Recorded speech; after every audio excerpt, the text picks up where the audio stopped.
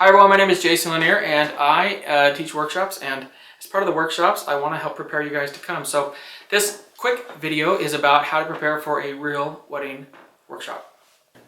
Number one, guys, first and foremost, you have to be on the meetup group. All of you that have registered for the workshop did so via meetup. That is where we send all of the information. That's where we talk about starting times. That's where we talk about everything. So you guys have to be on that meetup group. It's where we communicate. And we chose that because it gives us the ability to talk to the group. So please, please, please watch that and look for the updates that come. Each wedding is different. And one of the reasons we're rolling this video is so this will answer a lot of the pre-workshop questions. So you have to watch this in its entirety. So in regards to starting times, those are subject to change. The dates will always remain the same. And the starting times will usually be the day before the wedding around 4 or 5 o'clock, but that can be subject to change. And the wedding will usually be around 3 or 4 o'clock, but again, that's subject to change. Both days are scheduled for 7 hours. Almost always, it depends, sometimes it's different, but almost always we go out that night on the first night of the workshop for dinner, and that's mandatory. If I say we're doing it, you have to come, and here's why. I look at the group dynamics and how everyone shot on that first day to see how everything went. So you have to come to dinner that night so we can all be on the same page and I can work out any dynamics of the group that need to be worked out. So here's how it works. That first day we go out and we do either engagements, bridals, and or a first look with the bride and groom. It really depends on the bride and groom and what they want to do. It is their wedding, so we structure what we do with them in conjunction with what they want. You probably won't know until the day of the shoot what we're doing exactly, but all you should know is we're going to go out and shoot with a real wedding couple. We're going to have a great time. That will typically last between 2 to 3 hours, those 2 shoots, and then we will go from there to dinner, and then we will prepare for the wedding the next day. The wedding is usually about 7 hours long, is how many hours we're contracted for. So we'll shoot for about 7 hours, and we will end the day, and it'll be awesome. So they are 2 fantastic days, and it's the only way for you guys to get an education and to build your portfolio for real weddings, which is fantastic. What's the dress code? Dress code is very simple. The day before the wedding is very simple. You wear casual clothes, jeans, t-shirts, whatever you want, and then we go out and shoot with the bride and groom. I want you to be comfortable that day. The second day you are dressed all in black. That means black slacks and black tops for the guys. You either need to be wearing a black polo shirt or a black button-down shirt. No t-shirts are allowed. For the ladies, you can wear a black blouse or a black dress, but you have to wear black. Okay, we've had people show up wearing white or leopard or other things, and we just can't have that. We need to look like one team. So make sure that you are in compliance with the dress code. If you are not, there is a chance I'll have to send you back to get properly attired, and then you'll have to come back and you'll miss something. So please don't do that to yourself. In regards to shoes, again, casual the first day. The second day, just wear, I'd recommend a comfortable kind of dress casual shoe. No tennis shoes are allowed. You guys, for all intents and purposes, are all of my assistants for that wedding. You're a reflection upon me, and as such, I need to make sure that you're wearing the right clothes, so please make sure to do that.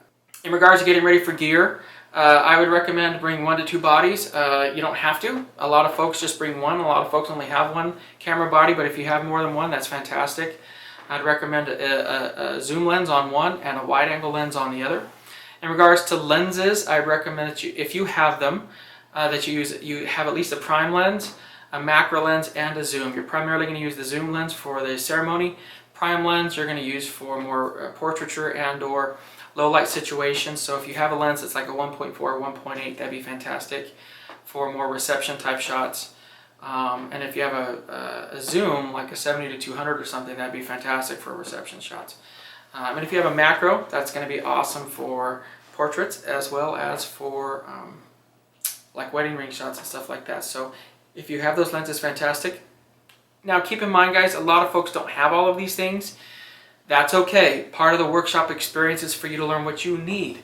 So don't feel like you have to have everything, but just if you do have them, I want to make sure you bring them.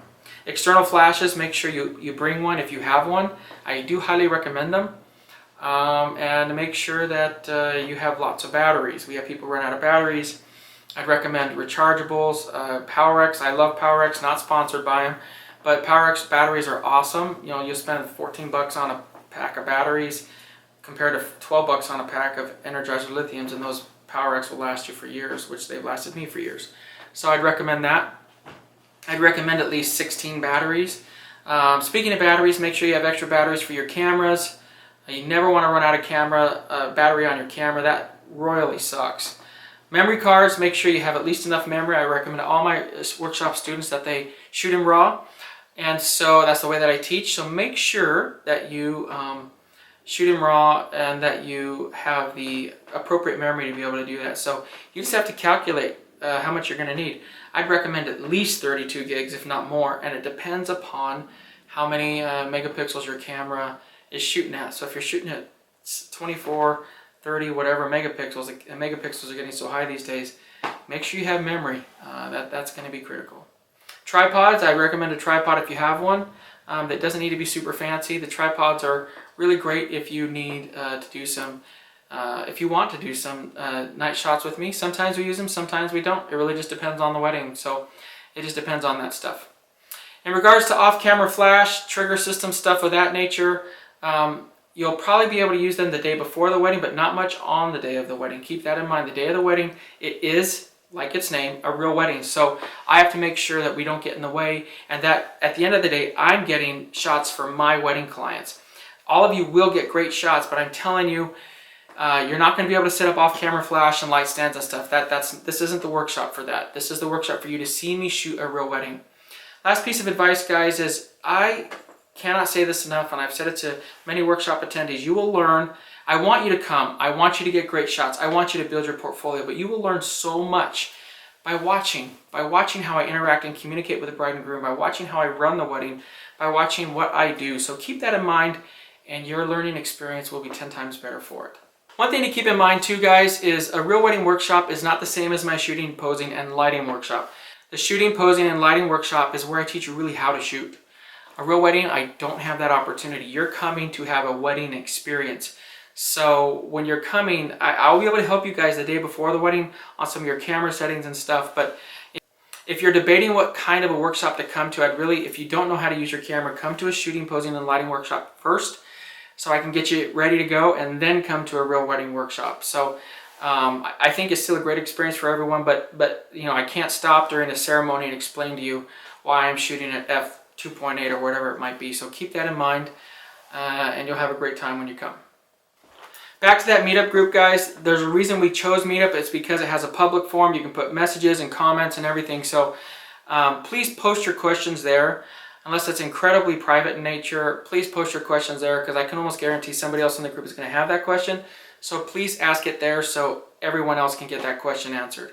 In regards to transportation, we don't provide transportation from the airport. You have to meet us at the hotel or the designated spot, which will be listed on the meetup page. That is where it will be listed. You must follow that. Sometimes when we post a location, that is not where the wedding is taking place. I'm just posting where we're meeting so everyone knows exactly where to go. So please understand that. If you are late in meeting with us, there's a chance you'll be left behind, because again, it's not fair to the rest of the workshop attendees, and it's not fair to the wedding couple. So please, please, please don't be late. We hate leaving people behind. We've never had to do that, but it's been close, and we don't want to do that. So please make sure you get to this hotel. I recommend you stay at the same hotel that I'm at. Typically, I love to book cost affordable places. I always stay with Marriott. And I choose locations that are affordable, but very safe and comfortable. That's kind of what I do.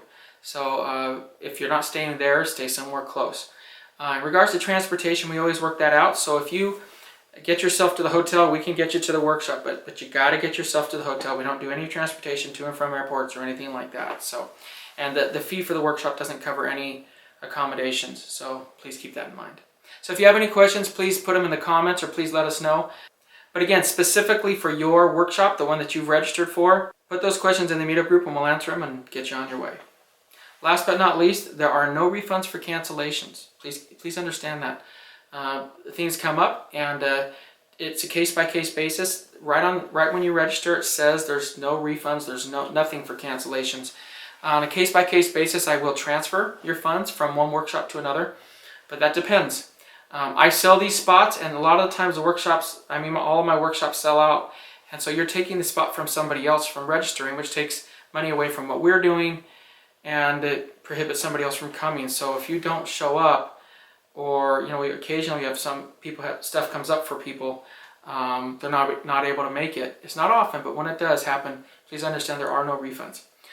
Also, you are not allowed to transfer and or sell your spot.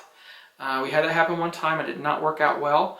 So it was done without my knowledge, because then I have somebody show up to a workshop and I'm like, who are you? Then I have to verify who it is, and it's kind of a mess. So if you are looking to transfer your workshop or to do something else, you need to reach out to me directly. Do not reach out to the other members. They are not allowed to work with you in regards to that. So that's kind of the legal mumbo jumbo. Just wanted to get that out of the way.